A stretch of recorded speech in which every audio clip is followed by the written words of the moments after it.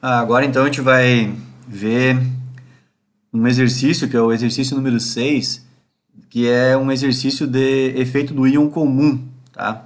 Então, eu peguei um sal, na hora de inventar o exercício aqui, eu peguei um sal que a gente já tinha feito o cálculo da solubilidade dele, que era o sulfato de chumbo, né?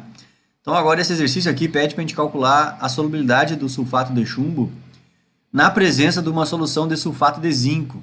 Então vejam aqui, ó, que tu bate o olho e já vê, ó. A gente vai solubilizar um sal pouco solúvel na presença de outro sal, só que o outro sal tem um íon em comum, que é o ânion sulfato. Estão vendo? Então aqui tu já tem que lembrar que tu tá na situação de efeito do íon comum, certo? E a concentração do sulfato de zinco foi dada aqui, ó, 0,1 molar. É isso aqui que tem desse sal aqui lá na solução. E aí depois aqui, na real o exercício é só isso. Depois a gente pede para comparar, né, que é isso que eu vou fazer também. A gente vai comparar o resultado obtido ao solubilizar o sulfato de zinco na presença de...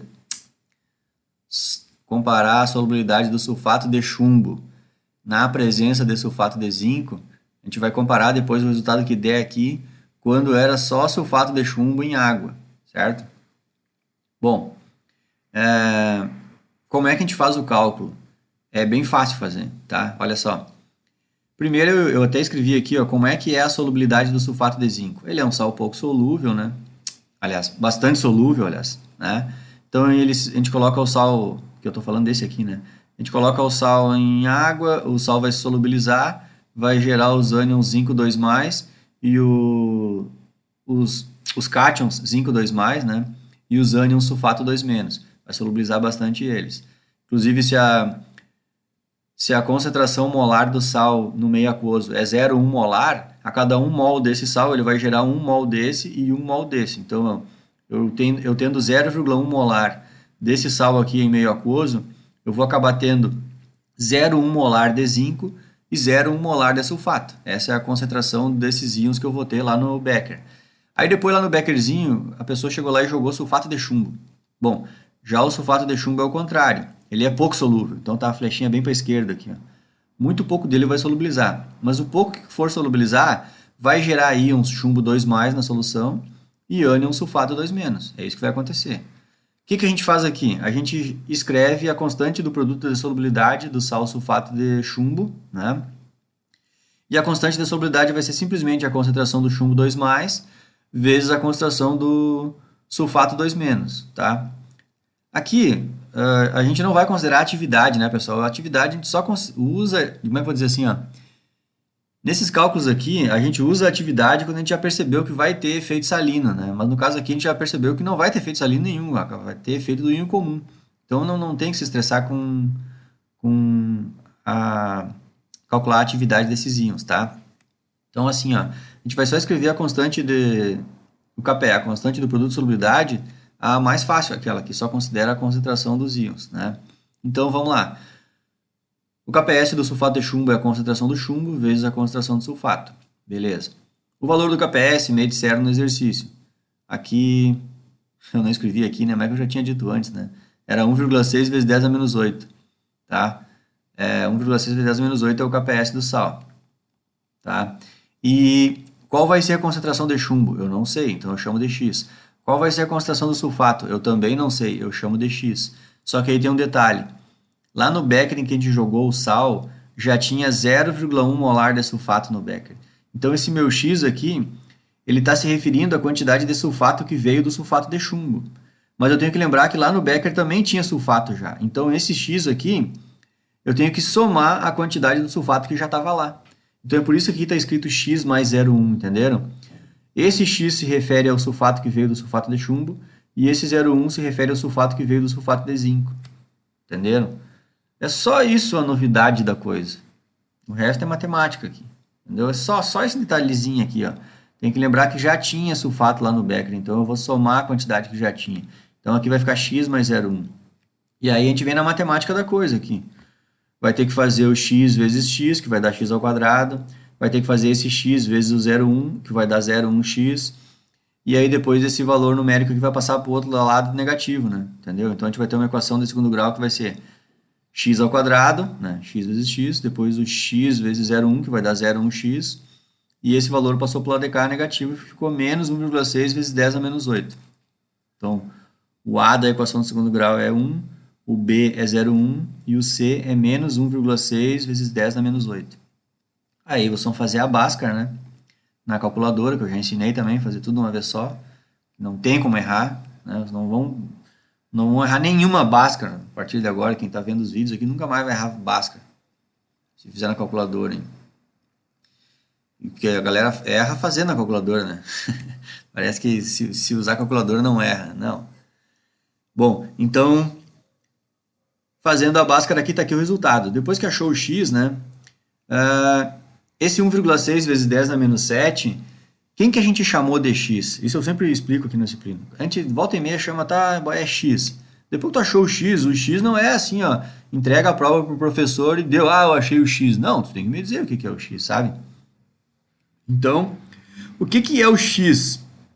A gente chamou de x a concentração de chumbo, certo? E aí a gente pode concluir que a cada 1 mol do sulfato de chumbo, ele gera 1 mol de chumbo, né? Então eu até posso dizer que a solubilidade do sal sulfato de chumbo acabou sendo 1,6 vezes 10 na menos 7. Então se me perguntassem qual que é a solubilidade do sal sulfato de chumbo na presença de sulfato de zinco 0,1 molar, a resposta é essa. A solubilidade do sal acabou sendo 1,6 vezes 10 na menos 7 molar. Entenderam? Ó, 1,6 vezes 10 na menos 7 molar, tá? Só que esse sal pouco solúvel aqui, o sulfato de chumbo, nós já tinha calculado a solubilidade dele. Isso estava no exercício... Aqui é iodeto de chumbo. Tá aqui, ó, sulfato de chumbo. No exercício 4, a gente calculou a solubilidade do sulfato de chumbo em água. Aqui eu só mandei comparar com o iodeto de chumbo, entendeu? Mas aqui era a solubilidade dele em água. Até eu posso voltar lá no exercício, que é o exercício 4, né, que é o que a gente já fez aqui. Vamos voltar lá e ver a resposta do exercício. Ó. Isso é bem simples de fazer, né? Calcular a solubilidade do sal sulfato de chumbo. Eu sei o KPS, 1,6 vezes 10 a menos 8. Isso aqui vão ser proporcionais, então se um é x, o outro é x também. X vezes x dá x ao quadrado, o quadrado passar para cá, tira a raiz, está aqui a resposta. Solubilidade molar do sulfato de chumbo, 1,26 vezes 10 a menos 4. Decorem esse número aí, ó. 1,26 vezes 10 na menos 4. 1,26 vezes 10 na menos 4. 1,26 vezes 10 na menos 4. Tá? 1,26 vezes 10 na menos 4. Olha agora a solubilidade dele tendo o íon em comum. Antes, só em água, era 1,26 vezes 10 na menos 4. Tá? E agora, baixou para 1,6 vezes 10 na menos 7. Pessoal, isso aqui baixou muito. Antes, está aqui a resposta, ó. 1 vezes 10 na menos 4. Se aqui baixasse para 10 na menos 5, um número que você mexa aqui, isso aqui é exponencial, pessoal. É 10 vezes, né? Então, um número que você mexa aqui, se mudou de 10 na menos 4 para 10 na menos 5, eu já podia dizer que ele já está 10 vezes menos solúvel. Entenderam? Como aqui mudou de 10 na menos 4 para 10 na menos 7, então a gente mudou para menos 4, ó, menos 5, menos 6, menos 7. Isso aqui tá, não é só 10 vezes, tá 100 vezes e mais uma vez 1000 vezes. Ou seja, solubilizar o sulfato de chumbo na presença do sulfato de zinco a uma concentração de 0,1 molar só do sulfato de zinco, o que até é bem pouquinho, a gente diminuiu 1000 vezes a solubilidade do sulfato de chumbo. Então, se esse sulfato de chumbo já era pouco solúvel, a gente só solubilizava só isso aqui, ó, em meio aquoso. Se nesse meio aquoso tiver o sulfato de zinco, nós solubilizamos 1000 vezes menos. Entenderam? É isso que eu queria dizer uma hora lá que eu falei que o efeito do íon comum, ele é sempre bem mais pronunciado, digamos que ele é um efeito bem mais potente, digamos assim, do que o efeito salino. O efeito salino ele aumenta a solubilidade do sal, só que ele não aumenta tanto assim. Agora o efeito do íon comum é, nossa, é muito mais potente, né? Ele diminui e diminui muito, né? E aqui se a gente fizer uma solução de sulfato de zinco, por exemplo, mais concentrada, 1 molar, por exemplo, e aqui vai despencar mais ainda a solubilidade do sal sulfato de chumbo, certo? Então, eu gosto disso porque eu já inventei os exercícios para conseguir mostrar matematicamente tudo que eu já expliquei na teoria e também gosto de montei eles do jeito comparativo, né? Que a gente consegue enxergar, então, ó. Aqui o exercício 4, o exercício 5 e o 6 a gente conseguiu enxergar matematicamente o efeito salino, né? Aqui no exercício 5 e no exercício 6 a gente conseguiu enxergar matematicamente o efeito do íon comum. Por que a gente conseguiu enxergar matematicamente? Porque antes eu já tinha proposto exercícios que eram os mesmos sais só em água, né? Então, eu acho que ficou legal a listinha de exercício aqui por isso, porque na real não adianta a gente fazer uma lista com 30 exercícios e tudo, o cara vai lá, faz e não consegue correlacionar as coisas, né? Eu acho que eu gosto bem pouco exercício, mas que eles sejam exercícios, como é que eu vou dizer, tipo coringa, assim, né? Aprendeu aquele ali vale para tudo. Na prova eu vou mudar os reagentes só, entendeu? Não vai mudar muita coisa. Então é isso. E é claro, vão tentar fazer exercício do livro lá, né? Do Harris, lá tem uns exercícios lá, isso é legal também, tá? Cada vez que lá no Harris mesmo ele dá os exercícios, essas KPS que eu dou aqui no exercício, o Harris não dá no exercício, né?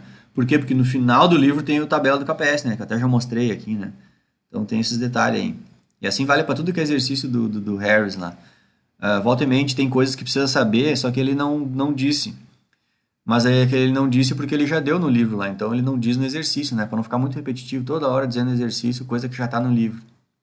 Inclusive esses diâmetros do íon hidratado, no capítulo 7 lá, né, que fala das forças iônicas, lá tem uma tabelinha de vários íons. Aqui no livro, no capítulo 7 tem a tabelinha dos diâmetros dos íons hidratados, tá? Até eu vou explicar um detalhezinho aqui para vocês, ó, a tabela tá aqui, ó. Deixa eu achar ela. Tá aqui, ó. Aqui ele dá vários íons aqui, né? E o diâmetro do íon hidratado está aqui, ó, tamanho do íon. Né? Então isso aqui depois tem outras informações aqui do lado da força iônica, mas o principal é aqui, ó, o tamanho do íon, tá? Então, no livro do Harris ele dá vários tamanhos de íons hidratados, só que tem um detalhe, ele dá em picômetro. Pico é 10 na menos 12, tá? E o angstrom em metro é 10 na menos 10. Um angstrom é 10 na menos 10 metros, tá? Então, o livro, não sei por que ele botou, só para complicar, ele botou em picômetro. Mas lá na Debye-Equal, na equação da Debye-Equal, a gente faz os cálculos. Eu posso mostrar para vocês aqui, ó. Vamos pegar um que a gente já fez aqui. Aqui, ó. A prata, por exemplo, o diâmetro hidratado da prata, 2,5 angstrom. E a gente faz os cálculos em angstrom lá na equação da Debye-Equal. E aqui o livro dá em picômetro. Picômetro é 10 a menos 12 e angstrom é 10 a menos 10. Então, se tu tem o valor em picômetro, tu vai ter que dividir por 100. Aí tu volta a ter angstrom, entendeu? Então, por exemplo, a prata lá era 2,5 angstrom, né? E aqui no Harris diz que o tamanho da prata é 250 picômetro. Então, tu pega 250 e divide por 100, dá 2,5 angstrom, entendeu? Então, todos os exercícios lá do Harris que tiver que saber o diâmetro de algum íon hidratado, vocês vão ter que sempre vir nessa tabelinha aqui e olhar o diâmetro dele. Só que daí tem que lembrar que também tem que dividir por 100, né? Eu nem sei se isso aí diz aqui no Harris, eu não me lembro mais se diz. Se chamar atenção para isso, né? Mas tem esse detalhezinho aí.